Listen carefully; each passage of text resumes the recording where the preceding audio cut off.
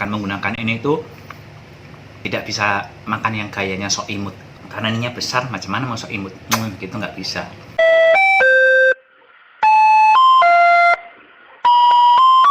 Pak Bu, jumpa lagi dengan Santo Sapi nggih. Hari ini saya sudah membuat menunya bernama bubur nasi. Hanya saja yang spesial dari menu kali ini, nasinya menggunakan nasi sisa. Karena kemarin itu saya memasak nasi banyak, nggak habis tadi pagi, masih ada sekitar 1,5 centong. Jadi nasi itu diublek-ublek, 10 menit kemudian nasinya menjadi bubur yang cantik, enak banget, dan pasti bakal weleh-weleh. Nggih pun, bagi yang penasaran bagaimana Santo Sapi mengolah nasi menjadi bubur dalam waktu 10 menit, silahkan ikuti videonya dari awal hingga akhir. Bantu subscribe bagi yang belum subscribe, bantu like, komen, dan share bagi semua bapak ibu yang menonton video saya nggih. Nggih pun sekarang OTW capcus. Cus. Bahan pertama yang wajib ada di menu ini adalah nasi. Ini merupakan nasi sisa. Berikutnya adalah santan, daun salam, dan terakhir ada kaldu bubuk. Saya menggunakan rasa ayam. Untuk selanjutnya bahan-bahan yang akan saya sebutkan merupakan bahan yang kalau ada syukur, nggak ada ya nggak apa-apa. Pertama ada kacang goreng, kemudian bubuk merica, telur, bawang goreng, daun bawang, kerupuk merah. Kerupuk merahnya sudah saya goreng. Kemudian kremes kelapa. Kalau tidak ada kremes kelapa silahkan gunakan abon. Selanjutnya saya akan menggunakan kimchi. Ini kimchi membuat sendiri udah agak lama, sekitar 2-3 mingguan yang lalu. Kalau tidak ada kimchi silahkan gunakan sari asin. Kalau tidak ada kedua-duanya ya nggak usah pakai. Orang ini cuma sunnah ibaratnya ya. Di sini saya juga memerlukan cabai rawit yang seperti ini. Jadi kalau bubur yang versi saya tuh tidak menggunakan sambal tapi menggunakan cabai rawit yang dipotong kecil-kecil, nanti ditambah dengan kecap asin seperti itu. Dan terakhir saya memerlukan kecap asin. Kalau nggak ada kecap asin ya udah nggak usah pakai, nanti tambahin garam saja. Ini saja bahan-bahan yang saya perlukan. Sekarang kita langsung OTW ewes-ewes. Langkah pertama, masukkan nasi ke dalam blender. Selanjutnya tambahkan air. Ini gunakan air matang, jangan air mentah. Kemudian tambahkan santan. Santannya kira-kira saja ya, kalau suka gurih ya silahkan tambahkan yang banyak, kalau enggak ya sedikit saja untuk syarat. Sekarang kita akan menghaluskan nasi ini. Sambil menghaluskan nasi, Bapak Ibu bisa merebus air, karena setelah proses menghaluskan kita akan memasak nasinya ke dalam panci. Ini di blender hingga cukup halus. Barangkali ada yang penasaran sampai seberapa halus sih nasinya. Tuh, sampai seperti ini halusnya ya. Halus banget tuh. Sekarang saya sedang merebus air. Saya tambahkan daun salam di sini. Ini dibiarkan dulu hingga airnya mendidih. Setelah air mendidih, langsung dimasukkan blenderan nasinya tadi.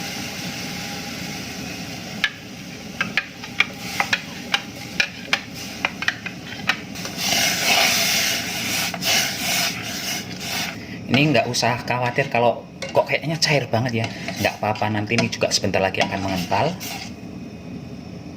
Sekarang bisa langsung ditambahkan penyedap. Ini saya menggunakan Masako yang udah ada rasa asinnya ya.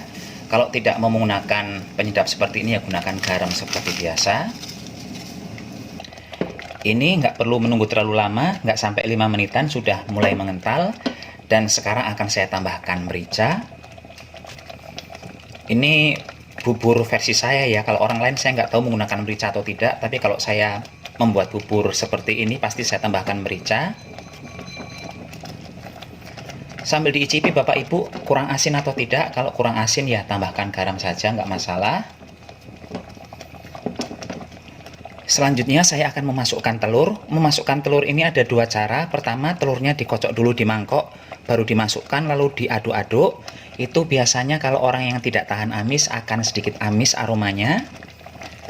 Kalau saya lebih sering menggunakan cara kedua ini. Ini telurnya dimasukkan begini saja. Jangan diaduk-aduk, biarkan begitu saja. Selanjutnya ditutup sekitar 3-4 menitan. Ini saat kita memasukkan telur, apinya jangan menggunakan api yang besar ya, gunakan api yang kecil saja. Karena buburnya sebenarnya sudah matang, kita tinggal menunggu matangnya si telur. Kalau menggunakan api besar juga riskan, gosong. Ini sudah 4 menitan, langsung saja dimatikan kompornya. Kita lihat, tuh hasilnya seperti itu bagian dalamnya, dan telurnya yang di bagian tengah, tuh udah matang. Kim pun sekarang tinggal dihidangkan saja. Ini hasil akhirnya Bapak Ibu. Di sebelah sini ada kacang, kemudian ada bawang goreng, daun bawang, ini ada kimchi yang bisa diganti dengan sawi asin, atau kalau nggak ada ya udah nggak usah dipakai yang ini, kerupuk, dan yang ini adalah kremesan kelapa yang sudah saya buat di video sebelumnya, dan ini telur yang dimasak di bagian air tadi. Di sendok ini ada kecap asin plus cabai rawit yang saya potong-potong. Ini sambelnya tuh seperti ini kalau untuk makan bubur yang saya buat ya. Jadi kalau Bapak Ibu pengen membuat juga silahkan. Ini murah meriah, bahkan Bapak Ibu mungkin tidak nyangka di awalnya ya bahwa yang saya buat itu dari nasi sisa. Memasaknya cepet seperti masak mie instan saja. Kalau hanya memasak buburnya nggak sampai 10 menit, 5 menitan sudah cukup. Kalau dengan telurnya ya jadi 10 menit. Monggo silahkan dicoba. Sekarang saatnya menikmati Bapak Ibu. Ini saya ublek-ublek dulu ya. Dan untuk cabenya saya akan ngambil sedikit aja, takut kepedesan. Karena kimchinya ini juga sudah lumayan pedes ya, saya membuatnya kemarin. Jadi ini sedikit saja. Makanya pun pakai sendok seperti ini. Udah lama banget saya nggak makan menggunakan sendok ini. Dah, sekarang tinggal dinikmati. Ini aromanya enak banget. Saatnya mencicipi semangkok bubur besar ini. Apakah akan habis nggak tahu. Karena jujur saja kalau porsi saya cuma separuhnya. Badan saya memang montok. Tapi kalau makan tidak bisa langsung banyak sekaligus. Sedikit-sedikit bisa berulang kali kalau saya.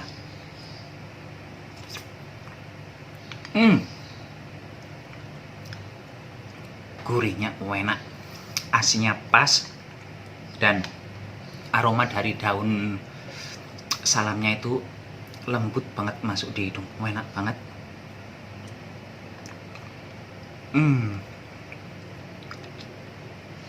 Di tengah kelembutan tiba-tiba muncul kacang yang mak ketus-ketus pas dimakan itu.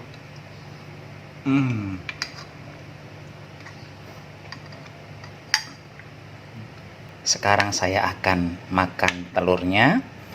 Untuk saya pribadi sebenarnya telurnya suka yang setengah matang, yang kuningnya masih mblewer-mblewer kayak gitu. Hanya saja kalau untuk standarnya orang umum kan kuning telur masih mentah ibaratnya, terus dimakan kayak gitu mungkin ada rasa yang jijik bagi sebagian orang ya. Jadi ya saya membuatnya menjadi matang. Padahal enak banget itu telur setengah matang dimakan sama bubur ini. Apalagi kalau buburnya masih panas. Langsung keluar keringat sebanyak-banyaknya. Menu ini biasanya saya santap ketika saya masuk angin, meriang-meriang nggak jelas. Jadi membuat seperti ini. Biasanya kalau orang lagi masuk angin kan mau makan aja males untuk ngunyah ya. Jadi kalau makan bubur kan langsung maklep. Satu mangkok bubur habis, keringat keluar. Berapa jam kemudian itu cara saya untuk menyembuhkan masuk angin ala-ala saya. Gampang banget kalau saya menyembuhkannya, apalagi kalau punya duit banyak, cepat sembuh itu. Makan menggunakan ini tuh tidak bisa makan yang gayanya sok imut, karena ininya besar, macam mana mau sok imut, gitu nggak bisa.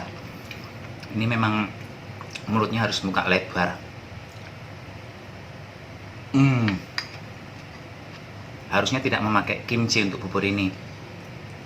Biasanya memakai sawi asin. Tapi saya adanya kimchi ya udah pakai kimchi aja.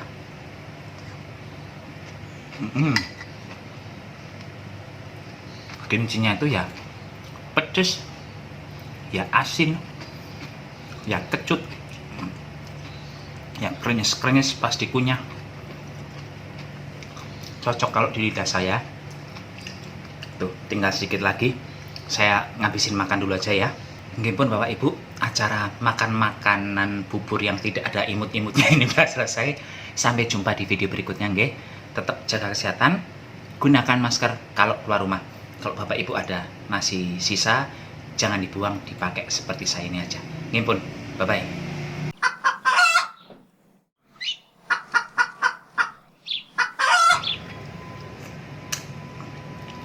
Habis Bapak Ibu, ini entah saking enaknya atau saking kelaparannya atau saking gelembungnya saya.